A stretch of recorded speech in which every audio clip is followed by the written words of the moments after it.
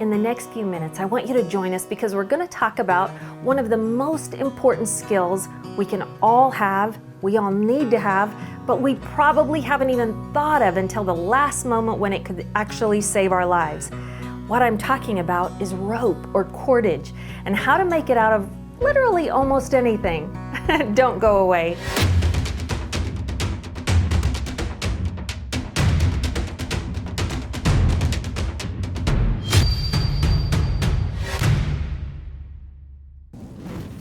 If I was in an urban environment where I had plenty of plastic or refuse or trash that I could work with, this is probably how I would make my rope if I needed to. I've got some plastic bags here. They're actually slightly different in size, but you can see they're the same that would come from a grocery store. These happen to be from a store called Marshall's. And what I'm wanting is to make two as close to identical strips as possible. So I'll just take a knife and I'm going to cut these straps right here at the top. It's not too difficult to do because it's not very good, strong stuff that I'm working with. But then I'm also going to cut down the sides. And no, there's no good way to do this with a knife that's real straight. You just do as best as you can down there to the bottom. And I'll get the other side here and see if you can see that with me.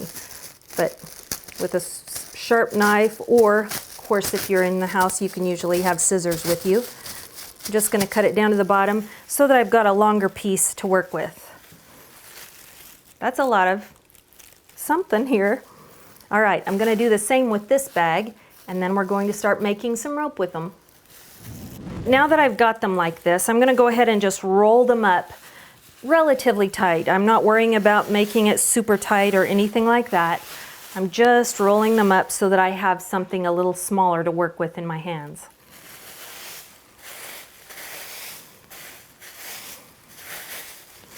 There's one.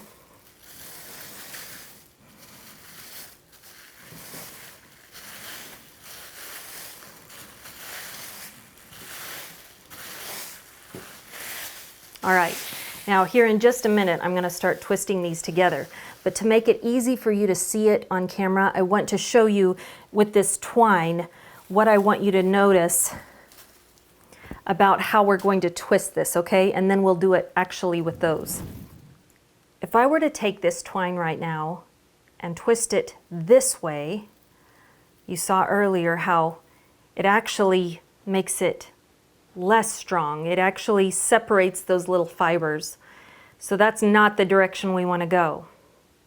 We want to start it so that it's always winding into itself and always tighter. So obviously the wise thing to do is to start turning it this way until it turns tightly upon itself and makes a neat little loop like that. Do you see that? I'll do it again.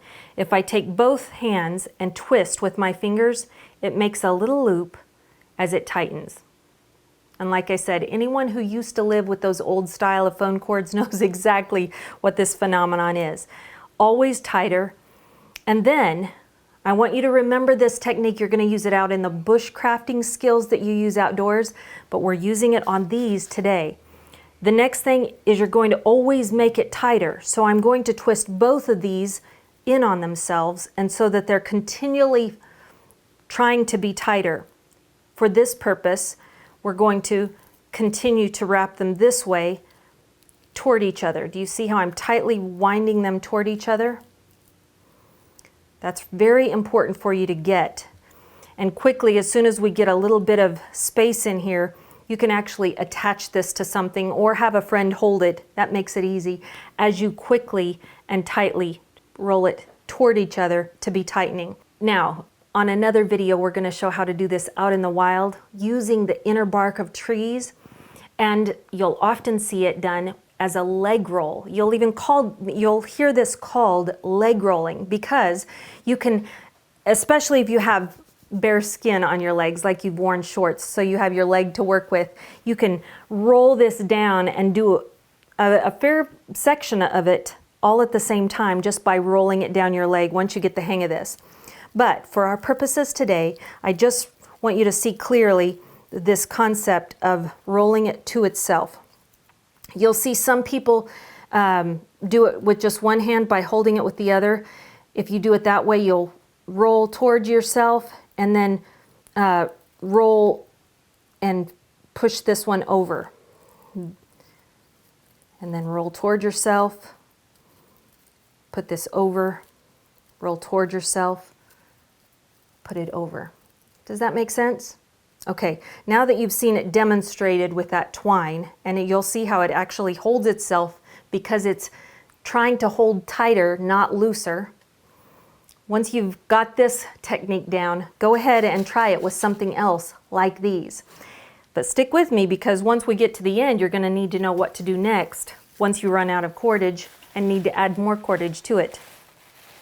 I'm going to start by just taking one of these bags that I've cut and made long. I want you to start about a third of the way over here. Never start in the middle, because we don't want them to end at the same point. We need it to start and end at different points. Do you see how this is much lower than this? That's important. Okay, so now starting at the about a third of the way mark, let's go again. I'm going to hold it with my left hand. I am twisting it tightly with my right hand until it gets so tight that it begins to turn in on itself, just like we showed you earlier. And that takes just a little bit. It's almost there. See how tight that's gotten? All right, here it comes. I can feel it. It's about to make one of those little loops. There it goes. See the little loop it's made?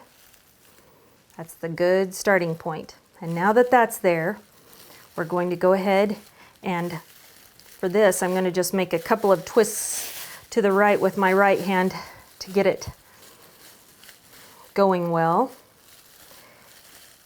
And I'm going to hold it with my finger there till I've got the left hand twisted just a little bit. That first little tiny bit is the hardest part, but if you've got somebody holding it, it's not even difficult at all. Once I've got it twisted just enough that it starts twisting on itself, I go ahead and, as long as I'm twisting them both tightly so that they twist toward one another, I'm going to kind of just make it methodical here in a few moments. Always twisting the same direction with both so that they're both very tight. Twist with the, and then give them a little, always putting the same one over the other one. So if you're always going first with the right one over the left one, stick with that method. If it's the other way, you just stick with that. Just keep it consistent. See how that's going? So once I've got to this point, but not when I've wound it all the way to the very end of this, I want to have a good amount up here. I'm going to put my next bag in with this. And as you can guess, we're not going to bend it right in the middle like we would feel prone to do. We're also going to kind of grab it at right at that third of the way mark, like the first bag.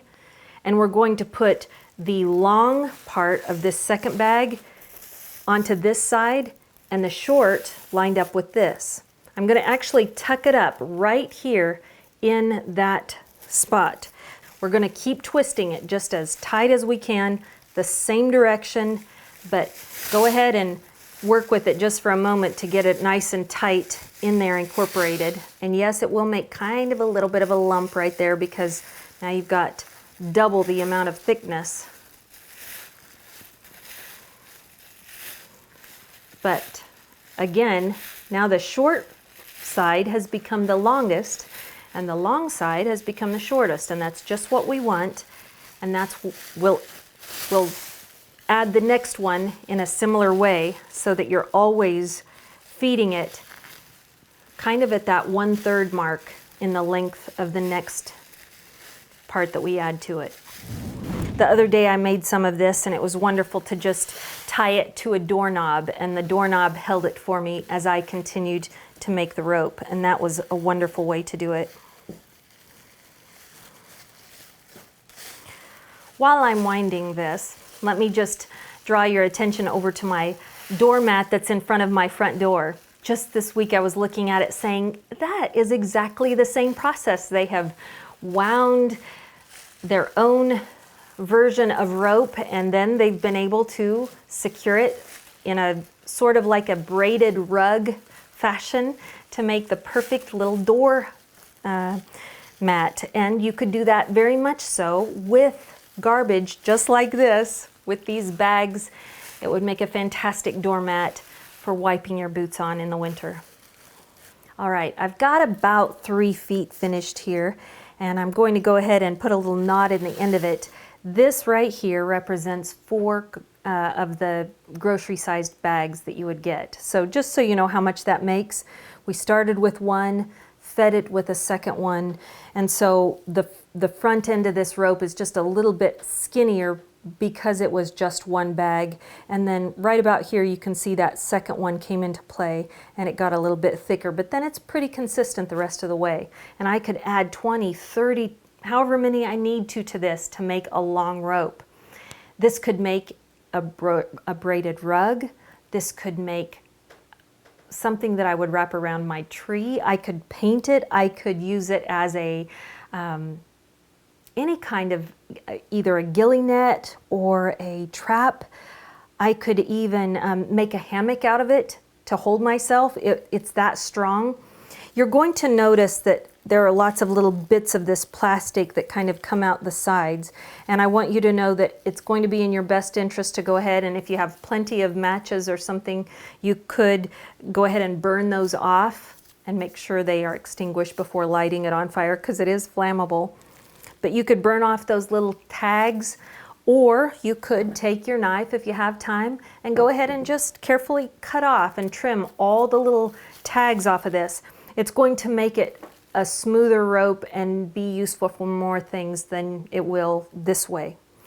Also, you're going to notice that I haven't cut it off yet, but this final bag, whenever you reach the end of the rope, you're going to have quite a bit of extra there on one side.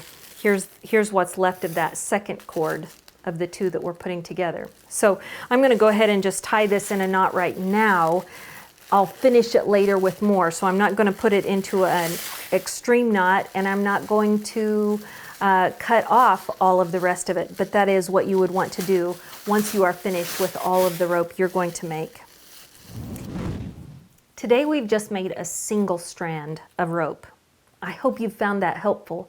Let me say this though, if you're using a very flimsy type material to make this and you need as much strength as possible, as long as you've got plenty of that material, you can actually double this. So on this single ply that we've made where we've just wound 2 together, I could do this same process again, but using this and a second cord to make an even stronger rope. Do you see how that works? And pretty soon you've got a very, very heavy duty cordage going on just by doubling up your product.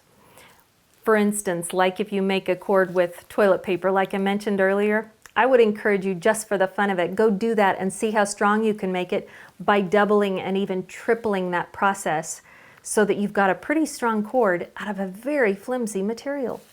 And even small cordage like this thin twine, I can make a pretty hefty, almost indestructible large rope with if I keep at it and keep doubling and doubling again the thickness of that rope that I twist.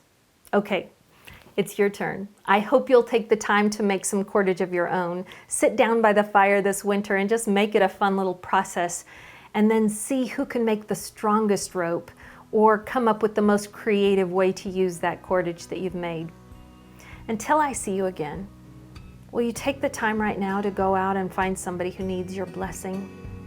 And would you make it your point to bless them this week? It's more important now than ever. Thanks for joining us, and we'll see you next time. Bye-bye.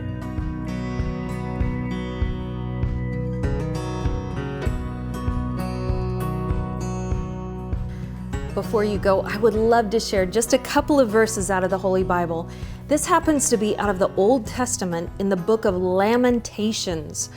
It's in chapter 3, and it's verses 22 through 24. It says this: The steadfast love of the Lord never ceases. His mercies never come to an end. They are new every morning. Great is thy faithfulness. The Lord is my portion, says my soul. Therefore, I will hope in him.